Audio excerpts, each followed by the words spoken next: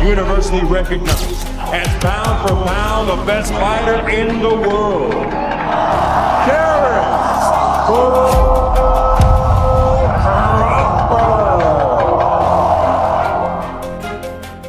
Sejak era 4 sabuk dimulai pada tahun 2004, hanya ada 3 petinju yang berhasil meraih status undisputed champion di 2 divisi berbeda, Alexander Usyk, Naoya Inoue, dan Terrence Crawford. Menariknya, Terrence Crawford ialah petinju pertama dalam sejarah yang mencapai prestasi ini. Dikenal sebagai switch hitter ulung, ia mampu berpindah gaya bertarung dari southpaw ke orthodox, membuatnya sulit ditebak oleh lawan-lawannya, yang membuatnya belum terkalahkan selama 41 pertandingan sampai video ini dibuat. Ingin tahu kisahnya? Simak video berikut. Terrence Alan Crawford, lahir di Omaha, Nebraska, Amerika pada 28 September 1987. Ia merupakan satu-satunya putra dari pasangan Debbie Crawford dan Terry Crawford. Ia tumbuh di lingkungan yang dikenal dengan kemiskinan, kejahatan, dan kekerasan, yang menjadikannya tempat yang sulit baginya untuk menjalani hidup sebagai anak kecil sebagaimana mestinya. Sejak kecil, perkelahian sudah menjadi bagian dari hidupnya. Crawford bahkan dikeluarkan dari 5 sekolah berbeda karena sering terlibat dalam pertarungan. Setiap kali membuat masalah di sekolah, ia harus menghadapi hukuman keras dari ibunya, yang kerap memukulnya dengan ikat pinggang sebagai bentuk disiplin. Namun, justru ibunya memiliki peran besar dalam membentuk mental juara Crawford. Percaya bahwa putranya harus menjadi lebih tangguh, ia menawarkan $10 Amerika kepada anak-anak di lingkungan sekitar untuk mengalahkan Crawford dalam perkelahian. Meski banyak yang mencoba, tak satu pun yang berhasil. Suatu hari, pemilik gym yang juga tetangganya, Carl Washington, melihat bakat terpendam dalam diri bocah 7 tahun itu. Ia pun mengajak Crawford untuk mencoba masuk ke dunia tinju. Sejak saat itu, gym menjadi rumah keduanya. Pelatih legendaris Mitch Minor melihat potensinya dan mengambilnya sebagai murid, menjadi sosok ayah kedua baginya. Minor bahkan sering menjemput Crawford sepulang sekolah, khawatir ia akan terseret dalam kehidupan jalanan yang penuh bahaya. Tahun 2001 menjadi titik penting dalam perjalanan tinjunya. Crawford bertemu dengan 2 pelatih yang hingga kini tetap setia mendampinginya, Brian Bomack dan Esau Dieguez, sosok yang kemudian membentuknya menjadi salah satu petinju terbaik di dunia. Selama karir amatirnya, ia bertanding dalam 70 laga resmi dan hanya mengalami 12 kekalahan. Di level amatir, ia bahkan sukses mengalahkan calon juara dunia masa depan seperti Mike Garcia, Danny Garcia, serta Diego Magdaleno.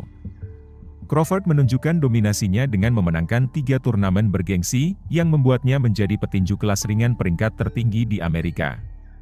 Namun, mimpinya untuk tampil di ajang Olimpiade kandas setelah kalah dari petinju unggulan, Saddam Ali. Pada tahun 2008, Terrence Crawford mengalami insiden penembakan yang nyaris merenggut nyawanya. Kejadian itu terjadi ketika ia sedang duduk di dalam mobilnya. Saat itu, seseorang menembakkan peluru ke arah mobilnya, dan salah satu peluru mengenai bagian kanan kepalanya.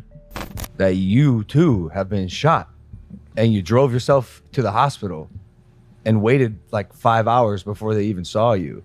Yeah, it was crazy. I don't know, something was in the water that day, because Yeah, there was a man. lot of Something people was in your leg that day too. Where'd you get hit? in the bottom of the head. Insiden ini menjadi titik balik dalam hidupnya, membuatnya lebih fokus pada karir tinju dan menjauhi lingkungan yang berbahaya. Setelah pulih dari perawatan, Crawford memulai perjalanan profesionalnya di dunia tinju pada 14 Maret 2008, saat itu usianya masih 21 tahun. Dalam debutnya, ia langsung menunjukkan ketangguhannya dengan meraih kemenangan knockout di ronde pertama melawan Brian Cummings. Mengawali karirnya di divisi kelas ringan, Crawford terus membuktikan diri dengan mencatatkan rekor impresif 19 kemenangan tanpa kekalahan, di mana 15 diantaranya menang dengan knockout. Meskipun lawan-lawannya saat itu belum memiliki reputasi besar, performanya yang dominan mulai menarik perhatian dunia tinju. Pertarungan besar pertama Crawford terjadi saat menghadapi Brady Prescott. Awalnya, Prescott dijadwalkan melawan juara kelas ringan Super WBA, Khabib Al-Ferdiev, namun Al-Ferdiev terpaksa mundur karena cedera siku. Hanya dalam waktu 3 hari sebelum pertandingan, ia menerima tawaran untuk menggantikan Al-Ferdiev dan menghadapi Prescott. Pada pertandingan penting ini ia memperlihatkan kemampuan luar biasa dalam teknik bertarung, terutama dalam hal kecepatan dan fleksibilitas gaya bertarung. Crawford, yang pada saat itu masih belum begitu dikenal, menunjukkan bahwa ia bukan hanya seorang petinju yang memiliki kekuatan knockout, tetapi juga kecepatan yang luar biasa, serta kemampuan untuk beradaptasi dengan gaya bertarung yang berbeda. Dalam pertandingan tersebut, Crawford mulai dengan stance ortodoks, menggunakan tangan kiri untuk jab dan memanfaatkan tangan kanannya yang kuat untuk pukulan cross yang terarah. Seiring berjalannya ronde, Crawford mulai memperlihatkan keahliannya dalam beralih ke southpaw, menjadikannya petarung yang sangat sulit diprediksi. Dengan berpindah ke stance southpaw, Crawford mengubah arah serangannya dan mengubah sudut-sudut serangan. Gerakan ini memberikan keunggulan yang sangat besar, membuat Prescott kesulitan untuk membaca arah serangan. Apa itu stance ortodoks dan southpaw? Southpaw dan ortodoks adalah dua jenis stance atau posisi kuda-kuda dalam tinju yang membedakan arah kaki depan dan belakang, serta tangan dominan petinju. Pada stance ortodoks, petinju yang dominan dengan tangan kanan akan menempatkan kaki kiri di depan dan kaki kanan di belakang. Tangan kiri biasanya menjadi tangan depan yang lebih aktif untuk membuka serangan, sementara tangan kanan adalah tangan belakang yang lebih kuat dan digunakan untuk pukulan yang lebih keras. Sebaliknya, pada stance southpaw, petinju yang dominan dengan tangan kiri akan menempatkan kaki kanan di depan dan kaki kiri di belakang. Tangan kiri akan menjadi tangan belakang untuk serangan yang lebih kuat, sementara tangan kanan digunakan untuk membuka serangan. You were a kid, you hurt your hand, and so that's why you started practicing southpaw. Yeah, that's when I started actually practicing it. Pada akhirnya, Crawford memenangkan pertandingan ini dengan keputusan bulat, menunjukkan bahwa selain kecepatan, kemampuan untuk berpindah antara ortodoks dan southpaw menjadi salah satu alasan utama mengapa ia begitu sulit dihentikan oleh lawan-lawannya. Setelah menang dari pertandingan melawan Bradius Prescott, namanya mulai diperhitungkan di dunia tinju. Ia pun mendapatkan kesempatan untuk perebutan gelar juara kelas ringan dari NABO, North American Boxing Organization. Dalam pertandingan ini, Crawford menghadapi Alejandro Sanabria, seorang petinju asal Meksiko. Sejak awal, Crawford menunjukkan dominasinya dengan kecepatan dan tekanan yang luar biasa, membuat Sanabria kesulitan untuk mengikuti ritme pertarungan. Kecepatan dan agresivitas Crawford yang terus-menerus mengganggu pertahanan membuat Sanabria mulai kelelahan pada ronde kelima. Pada ronde ke-6, kelelahan tersebut akhirnya menjadi faktor penentu, di mana Crawford berhasil menjatuhkan Sanabria hanya beberapa detik setelah bel ronde dibunyikan, menutup pertandingan dengan kemenangan yang meyakinkan. Beberapa bulan kemudian Terence Crawford dihadapkan melawan petinju Rusia yang saat itu tak terkalahkan, Andrei Klimov. Pemenang laga ini akan mendapatkan kesempatan menantang juara kelas ringan WBO, Ricky Burns. Pada pertandingan ini Crawford benar-benar mengajari petinju Rusia tersebut bagaimana cara bertinju. Ia mendominasi pertandingan ini dari awal hingga akhir ronde. Alhasil Crawford memenangi pertandingan ini dengan mulus dan berhak untuk mendapatkan pertandingan perebutan gelar melawan Ricky Burns. Pada tahun 2014, Terence Crawford melakukan perjalanan ke Skotlandia untuk menghadapi Ricky Burns dalam pertarungan sengit memperebutkan gelar juara dunia. Dalam pertandingan tersebut, Crawford menunjukkan kelasnya sebagai petinju yang cerdik dan taktis. Dengan kemampuan luar biasa dalam mengatur jarak, ia berhasil membatasi pergerakan Burns, membuat petinju asal Skotlandia itu kesulitan untuk melancarkan serangan yang efektif. Kecepatan pukulan Crawford yang memukau menjadi senjata utama, memungkinkannya terus mencetak pukulan akurat ke wajah sang juara. Kombinasi antara kecerdasan bertarung, kecepatan, dan presisi, akhirnya membawa Crawford meraih kemenangan gemilang. Pertandingan ini tidak hanya mengukuhkannya sebagai pemenang, tetapi juga menandai momen bersejarah saat ia meraih gelar dunia pertamanya, membuka jalan bagi dominasinya di dunia tinju profesional. Berada di puncak karir sebagai juara dunia, Terence Crawford tentu menjadi target utama bagi banyak petinju yang ingin menjatuhkannya. Kali ini, tantangan berat datang dari Yuriorkis Gamboa, petinju berbakat asal Kuba yang juga tak terkalahkan dalam 23 pertandingan, dan merupakan peraih medali emas Olimpiade 2004. Pertarungan ini semakin istimewa bagi Crawford karena digelar di kampung halamannya Omaha, Nebraska, di mana ribuan penggemar setianya hadir untuk memberikan dukungan. Gamboa tampil agresif sejak bel pertanda dimulainya pertarungan. Dengan kecepatan dan kombinasi pukulan yang memukau, ia berhasil mendominasi ronde awal. Namun, strategi ngegas di awal ronde ternyata menguras energi Gamboa. Memasuki pertengahan pertarungan, ia mulai menunjukkan tanda-tanda kelelahan. Crawford, yang dikenal sebagai petinju dengan kemampuan adaptasi luar biasa, segera memanfaatkan momentum ini. Dengan ketenangan dan kecerdasan bertarung, ia mulai mengambil alih kendali pertandingan. Ia menjatuhkan Gamboa sekali di ronde ke-5, lalu di ronde ke-8, dan 2 kali di ronde ke-9, sebelum mengamankan kemenangan knockout. Kemenangan ini tidak hanya mempertahankan reputasinya sebagai petinju tak terkalahkan, tetapi juga menjadi momen bersejarah yang dirayakan bersama para penggemarnya di tanah kelahirannya. Setelah sukses mempertahankan gelar juaranya untuk yang kedua kalinya dengan mengalahkan Ray Beltran, Terence Crawford memutuskan untuk mengambil langkah besar dalam karirnya, naik ke kelas light welterweight. Keputusan ini didorong oleh keinginannya untuk mencari tantangan baru yang lebih besar, menguji batas kemampuannya, dan membuktikan diri di divisi yang lebih kompetitif. Tahun 2015 Terence Crawford melakukan debut di divisi kelas light welter dengan menantang Thomas Dulorme, petinju asal Puerto Rico, untuk memperebutkan gelar light welter versi WBO yang sedang lowong, karena saat itu sang juara Chris Algieri naik divisi ke kelas welter. Di awal pertarungan, Dulorme tampak lebih aktif dan agresif, tetapi hal itu sepertinya memang bagian dari strategi Crawford. Ia bertaruh pada kelelahan Dulorme seiring berjalannya laga, dan itulah yang terjadi. Saat petinju asal Puerto Rico itu sudah tampak kelelahan, disitulah Crawford mulai melakukan tekanan, membuka jalan bagi serangan yang lebih besar di ronde selanjutnya. Pada ronde ke-6, Crawford berhasil menjatuhkannya sebanyak 3 kali dalam satu ronde. Wasit pun menganggap Dulorme sudah tak sanggup lagi untuk melanjutkan pertandingan. Crawford pun mendapat gelar dunia pertamanya di kelas light welter.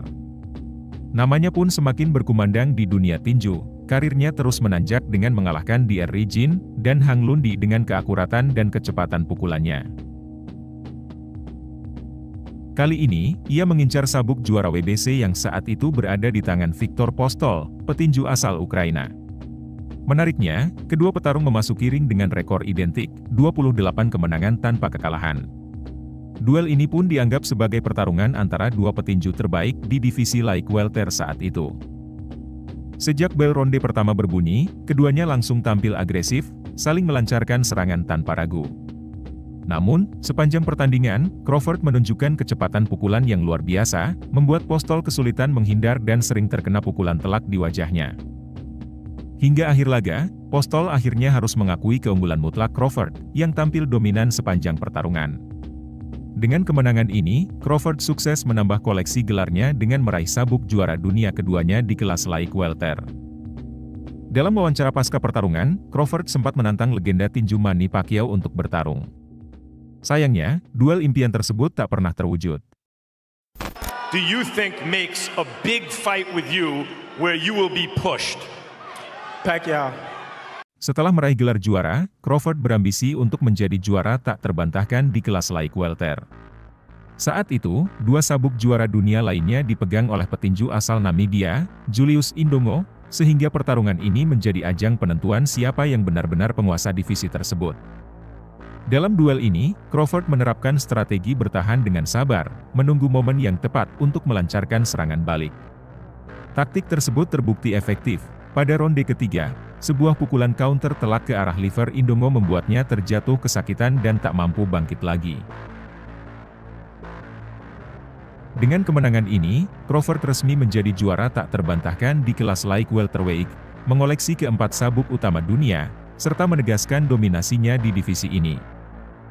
Setahun kemudian, pada 2018, ia memutuskan naik ke divisi welter demi mencari tantangan baru, setelah menaklukkan semua petinju tangguh di kelas light welter.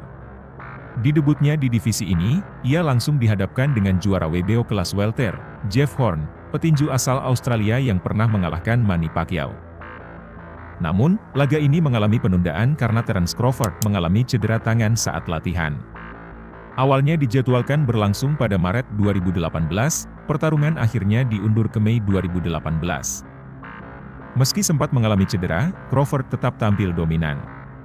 Sepanjang pertandingan, ia terus menghujani Horn dengan pukulan telak, hingga akhirnya wasit terpaksa menghentikan laga demi keselamatan Horn.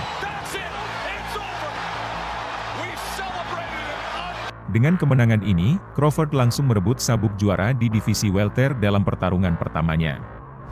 Ia semakin tak terbendung, kecepatan pukulannya yang luar biasa, ditambah dengan kemampuannya beralih stance dari southpaw ke orthodox, membuat lawan-lawannya kesulitan membaca arah serangannya. Di divisi welter, ia terus menunjukkan dominasinya dengan kemenangan spektakuler atas jajaran petinju elit seperti Jose Benavides Jr., Amir Khan, Egidijus Cavaliauskas, Kell Brook, Shawn Porter, hingga David Avanesyan. Yang lebih mencengangkan, Crawford mengalahkan semuanya dengan kemenangan knockout. Akhirnya pada tahun 2023, tibalah saatnya pertandingan yang sudah dinanti-nantikan oleh para fans tinju dunia, Terence Crawford melawan Errol Spence Jr. Banyak netizen yang beranggapan bahwa satu-satunya petinju di divisi ini yang dapat menandingi Crawford, ialah Errol Spence Jr. Petinju yang juga berasal dari Amerika ini telah menguasai 3 sabuk juara welter versi IBF, WBA dan WBC. Jadi siapapun yang menang pertandingan ini berhak meraih predikat jawara tak terbantahkan. Ia juga petinju yang terkenal memiliki pukulan yang cepat dan powerful, selama karirnya ia sudah menumbangkan sebanyak 22 petinju dengan knockout. Pada pertandingan ini lagi-lagi Crawford menerapkan strategi permainan lebih pasif di ronde awal dengan berharap lawannya kehabisan stamina. Errol Spence pun langsung ngegas di awal, ia tampak percaya diri dengan kekuatan pukulan yang dimiliki. Ketika terlalu asik menyerang, ia lupa bahwa yang ia hadapi ialah salah satu petinju yang hebat dalam mengandalkan serangan balik. Baru ronde kedua ia terkena hukuman tersebut, ia terkena pukulan serangan balik yang akurat, yang membuatnya terjatuh. Melihat sudah bisa menguasai pertandingan, Crawford pun ganti ambil alih mendominasi ring tinju.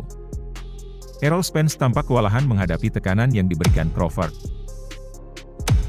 Dengan kemenangan ini Terence Crawford menjadi petinju pertama yang meraih juara tak terbantahkan di 2 divisi berbeda, sebelumnya di kelas light welter, dan saat ini di kelas welter. Setelah era 4 sabuk, baru ada 3 petinju yang meraih status ini, pertama tentu Terence Crawford, lalu petinju asal Jepang, Naoya Inoue, lalu yang ketiga, petinju asal Ukraina, Oleksandr Usyk. Tahun 2023 menjadi tahun yang manis bagi Crawford. Pada tahun ini ia menjadi ranking nomor 1 di pound for pound dan menerima penghargaan sebagai Fighter of the Year dari The Ring Magazine. Bisa dibilang Terence Crawford adalah salah satu petinju terbaik di era modern, keberhasilannya menjadi juara tak terbantahkan di 2 divisi berbeda dengan mengalahkan petinju-petinju elit dalam masing-masing kategori, menunjukkan dominasinya di dunia tinju. Yang membuat Crawford begitu istimewa adalah kemampuan adaptasinya yang luar biasa, ia bisa beralih antara southpaw dan orthodox dengan sangat mulus, ditambah lagi, kecepatan pukulan yang akurat dan kemampuan bertahan yang solid. Terence Crawford juga memiliki IQ tinju yang tinggi, membuatnya tidak hanya mengandalkan kekuatan fisik, tapi juga kecerdasan dalam memilih momen untuk menyerang atau bertahan. Crawford memang dikenal sebagai petinju yang selalu mencari tantangan besar, dan itu kembali dibuktikannya pada tahun 2024. Ia memutuskan untuk naik kelas ke divisi super welter dan menantang juara asal Uzbekistan, Israil Madrimov. Pertandingan ini berlangsung sangat sengit, dengan Madrimov yang berhasil mengantisipasi serangan cepat dari Crawford. Momentum laga berganti-ganti sepanjang pertandingan, dan bisa dibilang ini adalah lawan terberat Crawford sepanjang karirnya. Madrimov bahkan sempat melancarkan pukulan yang sangat telak, namun Crawford membuktikan ketangguhannya dengan memiliki rahang yang luar biasa kuat, tetap mampu bertahan dan melanjutkan pertandingan. Namun, Crawford lebih unggul dalam hal ketepatan dan jumlah pukulan signifikan yang ia lepaskan. Pada akhirnya, ia berhasil mengalahkan Madrimov dan meraih sabuk juara kelas super welter versi WBO. Dengan kemenangan ini, Crawford semakin memperkokoh statusnya sebagai juara dunia di 4 divisi berbeda, lightweight, light welter, welter, dan kini super welter, menjadi pencapaian luar biasa dalam karirnya. Tak puas sampai di sini, ia pun akan naik kelas kembali untuk menantang petinju elit asal Meksiko, Canelo Alvarez. Pertandingan ini dijadwalkan pada bulan September 2025 mendatang. Bisa dibilang ini akan menjadi pertandingan terpanas pada tahun 2025. Canelo yang terkenal memiliki kemampuan bertahan sangat baik, menghindari banyak pukulan dengan head movement dan footwork yang sangat lincah. Ia mengerti bagaimana cara memanfaatkan tekanan untuk membangun serangan, dan sangat bagus dalam menghancurkan pertahanan lawan dengan serangan bertubi-tubi. Crawford, di sisi lain, akan mencoba untuk menjaga jarak dan menggunakan kecepatan serta variasi teknik untuk menghindari pertempuran jarak dekat. Dia kemungkinan besar akan mengandalkan serangan balik dan bergerak lebih cepat untuk menghindari pukulan keras Canelo. Kelebihannya dalam beralih stance dan serangan cepat akan memberikan kesulitan bagi Canelo, yang lebih terbiasa melawan petinju dengan gaya lebih statis. Di samping itu, Canelo Alvarez unggul dari sisi usia dibandingkan Terence Crawford, yang bisa menjadi faktor penting dalam sebuah pertarungan kelas dunia. Tahun ini Canelo Alvarez berusia 34 tahun, di mana yang merupakan usia emas dalam olahraga tinju modern, sedangkan Crawford pada tahun ini sudah berusia 37 tahun, usia di mana atlet tinju sedang mengalami penurunan fisiknya. Keunggulan Canelo dalam hal usia memberikan beberapa keuntungan yang jelas, terutama dalam hal fisik dan stamina. Namun, meski Crawford lebih tua, pengalaman dan keahlian tekniknya yang luar biasa tetap memberinya peluang besar dalam pertarungan melawan Canelo, terutama jika ia bisa menghindari kekuatan pukulan Canelo dan mengandalkan kecepatan serta kelincahannya. Ketepatan strategi bermain tentu akan menjadi titik krusial pada laga big match ini. Pertandingan ini juga akan menjadi momentum mencetak sejarah bagi Crawford. Apabila ia bisa memenangi pertandingan ini, ia menjadi petinju pertama yang meraih jawara tak terbantahkan di 3 divisi berbeda. Sebuah rekor yang sepertinya akan sulit diraih oleh petinju manapun dalam waktu dekat ini. Bagaimana menurut kalian? Apakah Terence Crawford tetap akan tak terkalahkan? Atau Canelo Alvarez akan merusak rekor tersebut? Tulis di kolom komentar.